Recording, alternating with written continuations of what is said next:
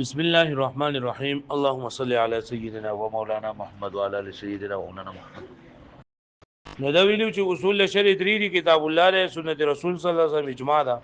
او څلورم اصل به قیاس ده. بیا د کتاب الله په تعریف باندې شروع کړو چې القرآن المنزل على الرسول صلى الله عليه وسلم المكتوب في المصاحف المنقول عنه نقلا متواترا بلا شبهه. دغه خبره تر شولې وسرستو د تقسیمات بیانې د کتاب الله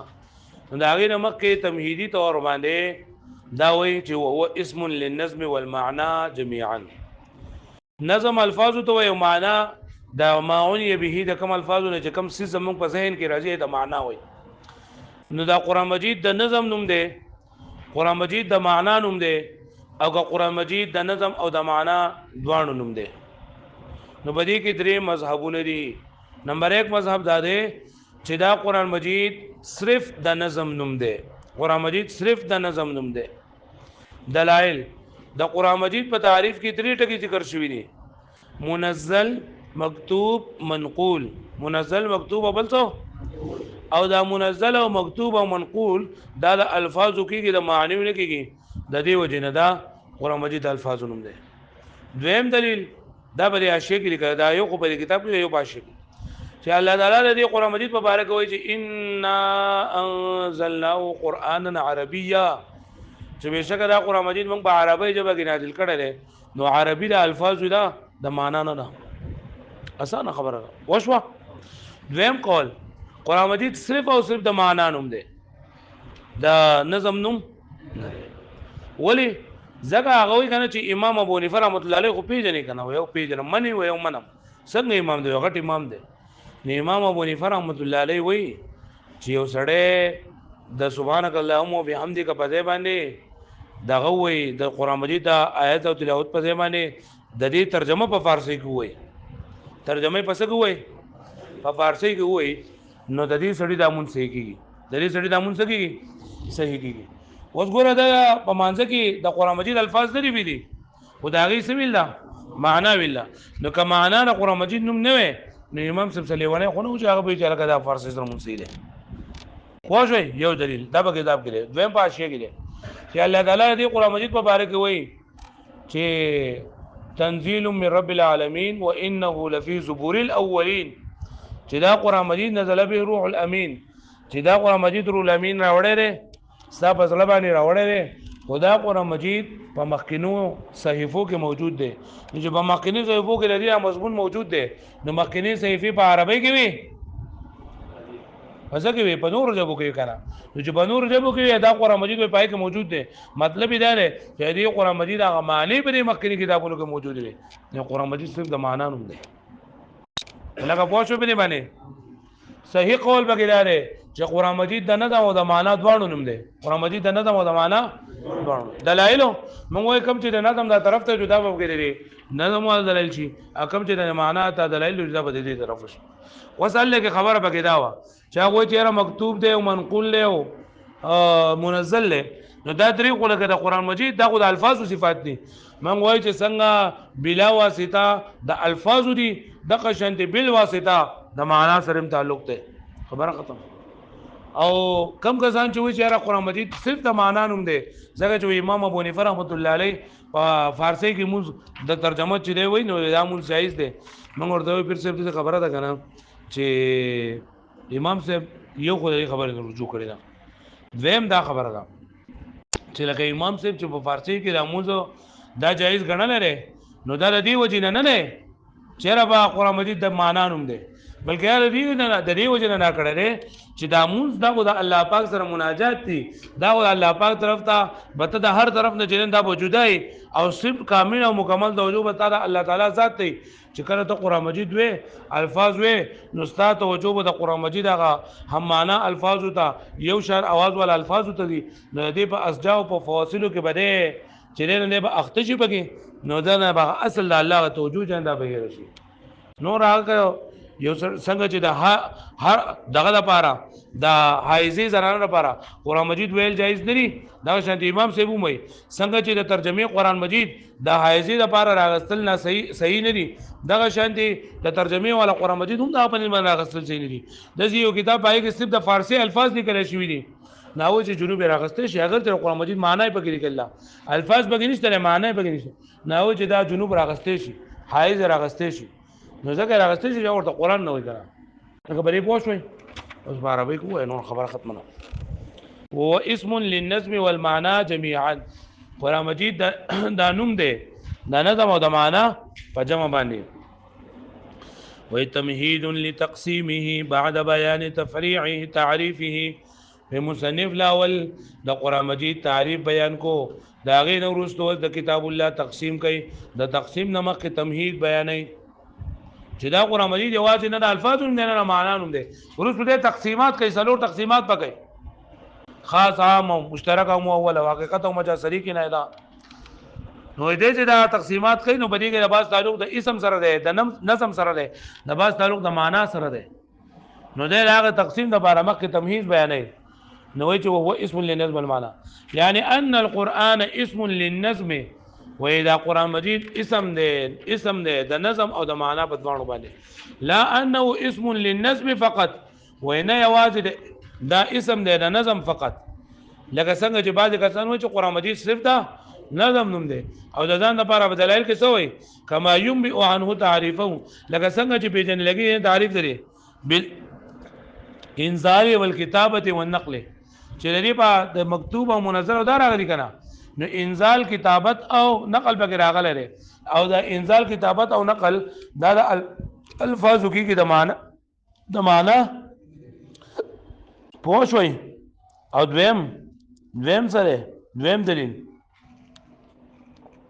مونږ تاسو ان انزلناه قرانا عربيا او عربي چې بچدان دا نه وي مگر سوي الفاظ ودا ولا انه اسم للمعنى فقط او نه دا چې دا قران مجید صرف او صرف د معنا نوم دی لکه بعض کسان وایي چې دا قران مجید صرف د معنا نوم دی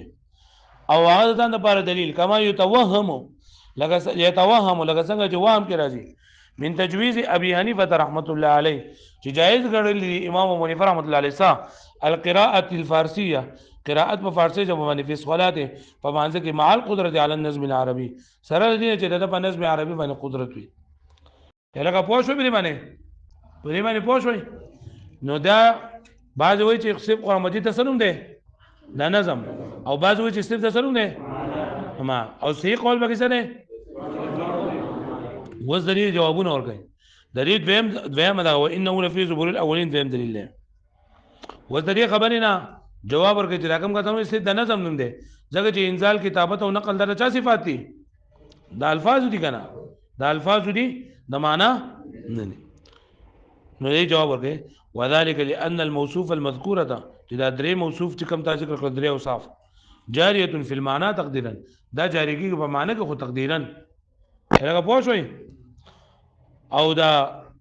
دلیل د غبل قول چې صرف د معنا نوم دی دغه چې امام ابو حنیفه رحمۃ اللہ علیہ په قرات په فارسی کې جایز کړی دی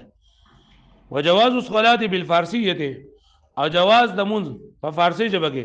انما هو لعذر حکمی دا د عذر حکمی د وجنه دی او عذر حکمی څه دی هغه دی ان حاله الصلاه حاله المناجات مع الله تعالی چې حالت منځ دا د الله تعالی سره مناجات دي والنظم العربي معجز بلیغ او نظم عربی دا معجز عاجز کونکی دا بلیغ بلاغت والا دا فلعله شاید چې دا لا يقدر عليه دې قدرت ونه مومي بده باندې مطلب دا کنه چې لکه دا مونږ کو حالت د مناجات ته الله پاک سره خبرې کول دي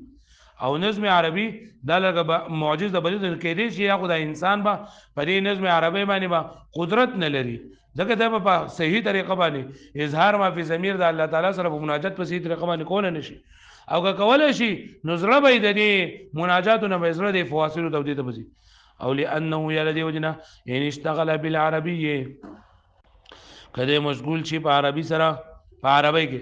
ينتقل الذهن منه الى حسن البلاغه والبراعه نو منتقل کیږي په ذهن دا حسن بلاغت او د فصاحت بلاغت خو ویل کنه څه ته ویل کېږي؟ مطابقة الكلام لمقتضى الحال، مطابقة الكلام الفصيح لمقتضى الحال، یعنی یو فصیح کلام د مقتضى الحال مطابق راوړل. ویلې ده کنه نه ویلې؟ ها، او براعت تبل نوم فصاحت او فراعت او فصاحت یو شله. هغه سبقونه د دروس البلاغه په داغه باندې شته په یوټیوب باندې کم کسان ته فائدہ غستې شي، نو الله خوشاله که فائدہ دی واخلې تاسو به ثواب وشي او زمونږ هم ثواب وشي چې تاسو کله دغه سبق صحیح صحیح یاد کړئ. لګ لګ پای کې ویل شوی دی د ورځې تقریبا په 100 سبقونو کې په 100 کې دا ټول کتاب ختم شوی دی. ويلتذ بالاسجاع والفواصل، او دې بل لذت حاصلې دا غي د اسجاع او د فواصلونه. اسجاع د سجع جمله او سجع د نصر په اخره کې هم आवाज الفاظ راړول د سجع وي. د نصر په اخره یو نظری یو نظمی نظم، د نظم په اخره کې هم आवाज الفاظ راوړل دې ته څه ویل کېږي؟ قافیه. څور دوی قافیه. او د نثر په اخره کې هم आवाज الفاظ راوړل دې ته ویل کېږي سجع، جمع اسجاع راځي. د قافیه مثال یاد ده که یاد نه ده؟ دا یو څو شعرونه راته ووایم. हाँ, बर्बादी पे हम का सबब याद नहीं है, ये बात कभी याद अभी याद नहीं है, उस पहली नज़र पहले मुलाकात का आलम, कुछ कुछ तो मुझे याद है सब याद नहीं है, नजरे रुख जाना से हटता नहीं हटती, दीवाना हो दीवाना अदब याद नहीं है, क्या पूछते हो दोस्त रौदात मोहब्बत, बस लुट गए लुटने का सबब याद नहीं है. دا سبب یاد نه یې چې دا به ټوله سره دا به قافیه ده. او په قرآن مجید کې چې هم आवाज الفاظ راشي کنه په اخر کې دې ته فواصل وي. غي والضحى والليل اذا سجى ما ودعك ربك وما قلى. دا اج بګر دی یا رحمان الرحمن علم القرآن خلق الانسان، دا ټول دا فواصل دي. نو دا انسان با د ذهن منتقل کیږي د دې عربینا دا غي بهترین بلاغت او فصاحت ته دا غي غسجع ته بده لذت پته اصلي، دا غي د فواصلونه بده لذت اصلي. ولم يخلص الحضور مع الله تعالی، او دبا د الله تعالی طرف ته حاضری د خالص بنشي. یعنی پکار خدا دی چې په مانځ کې د یو سکان نه د الله تعالی نه غوي او د بالته کې پای کې مشغول وي. نو ځکه هغه وایي چې دا قرآن مجید په فارسی باندې د قرآن مجید معنی کته جو صحیح ده. بل يكون هذا النظم حجابا بينه وبين الله تعالى، واذا الفاظ با د داود الله په منځ کې یو پرده بشي. واښوي. وكان ابو حنيفه رحمه الله عليه مستغرقا في بحر التوحيد والمشاهده، وامام ابو حنیفه رحمه الله خدا مستغرق ډوب کړل شو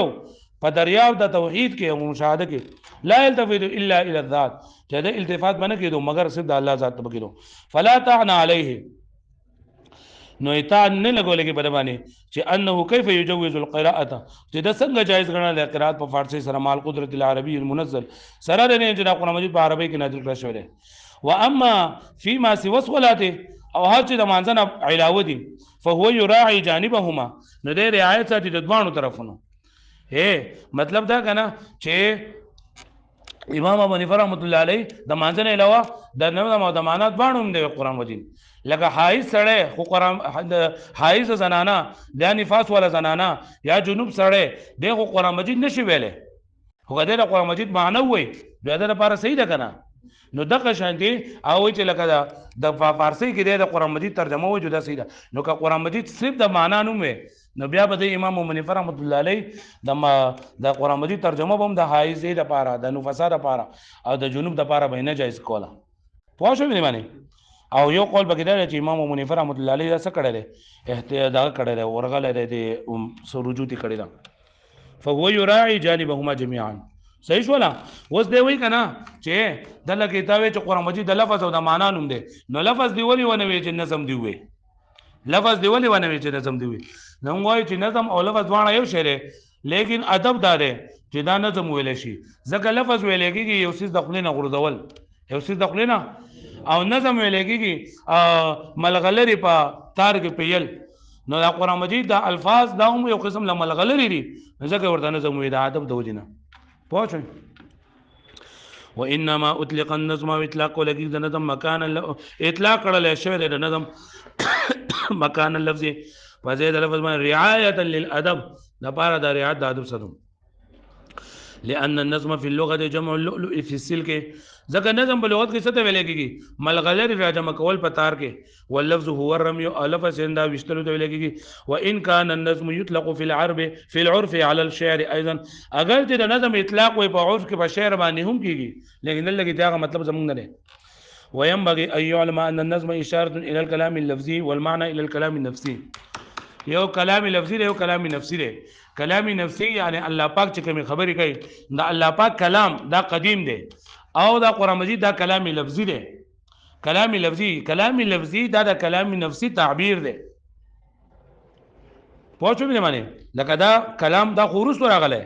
کلام لفظي او کلام نفسي دا خو د اول نه دی د الله پاک نه دی نو زموږ تاسو به ان شاء الله د عقاید په کتاب کې وایي چې د الله پاک ذات او د الله پاک صفات د الله پاک ثابت دي نو کلام هم د الله پاک د پاک ثابت دی کلام نفسي او دا کم قرآن چې دا کلام لفظي دی چې هغې نه تعبیر کېږي په دې قصصو سره په احکاماتو سره دا کلام لفظي دی پوه شئ نور خبره ان شاء الله عقایدو کې کوئ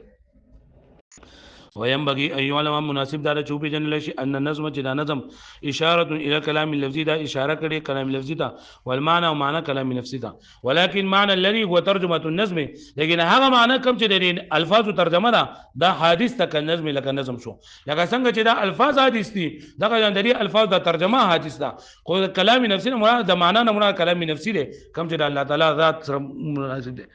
لانه عباره ذکر كلام لفظي ودا عبارت د قصې یوسف علی السلام او اخوتي وعن فرعون وغرقه مثلا د فرعون د غرقوي نور قصې احکامات بګی دي وكل ذلك حادث نو دا ټول لسري حادث ثم ودال على امر الله تعالی بیا دغه الفاظ دا دلالت کوي په حکم د الله باندې واقيموا الصلاه دا الفاظ دلالت کوي چې الله پاک وجه تاسو منځ وکړي ونهيه وحكمه په حکم د الله په نه د الله په حکم د الله وخبري په خبر د الله وهو قديم بلا ريب عندنا او دغه الفاظ د کم نسبت چې الله پاک دوشي دا قدیم دي یعنی کلام نفسي قدیم دي د باندې عندنا فتنبه له وفتنبه ته په دې باندې خزان پوها په دې خبره باندې خبردار یې سره کا یې لګه پوها به نه شوي کنه واړو شابه نو موږ سوې چې د قرآن مجید د نظم نوم دی که د معنا نوم دی او که د دواړو نوم دی او دلایل وي او د امام ابو حنیفه رحمۃ اللہ علیہ د دې په منځ کې موږ د قافیې د سجې د فصل دا موږ تعریفات هم سره وکړل ورواړو شابه زرزم